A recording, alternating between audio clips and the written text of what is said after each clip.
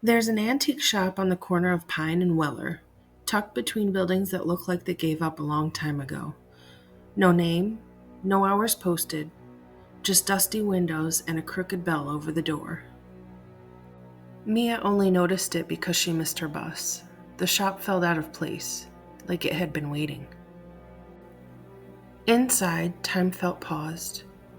The air was thick with the scent of old fabric, wood polish, and something faintly sweet, like wilted flowers. She wandered through aisles of forgotten things, faded toys, cracked mirrors, and porcelain dolls, dozens of them, lined on shelves, watching. One stood out.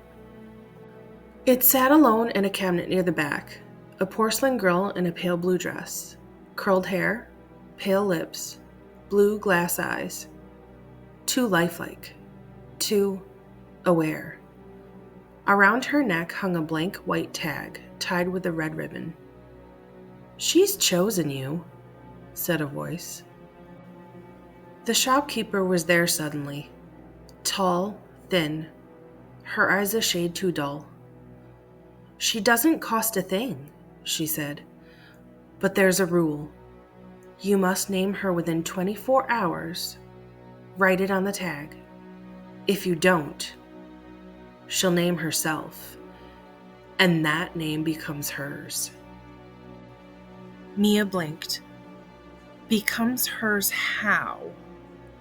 "She takes it," the woman said, "and everything tied to it." Mia laughed nervously.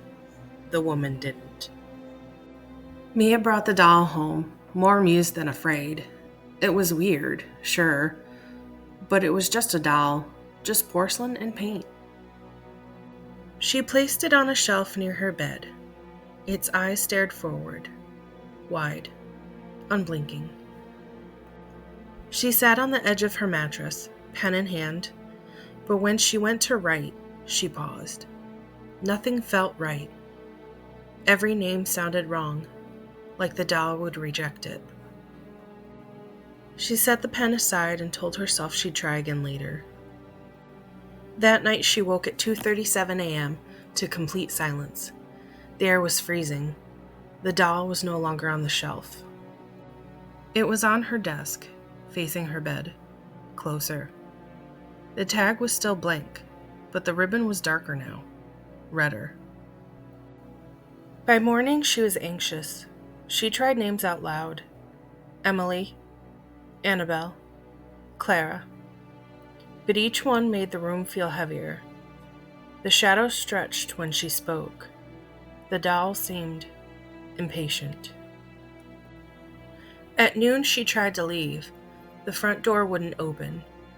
It wasn't locked. It just wouldn't turn. At 5, the power went out. The lights popped like dying fireflies. The doll had moved again, now sitting on her pillow, hands neatly folded. The tag still blank, but her pen was missing. The hours crawled. Her phone battery died. She couldn't find another pen. She scratched the tag with a paperclip. Nothing stuck. At 11:57 p.m., she found a pen under the bed. She scrawled Emily onto the tag, breathless with relief. Then everything stopped. No sound, no breeze, no feeling. She turned. The doll was sitting upright. The name tag no longer said Emily. It said Mia. She screamed, but her voice barely escaped. She ran to the mirror. Her reflection looked back. Porcelain. Smooth skin. Cracked lips. Painted lashes. She blinked. The reflection didn't. It just sat, smiling. She wasn't real anymore.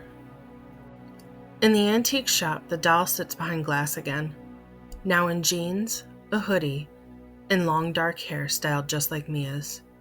Her name tag is blank, waiting.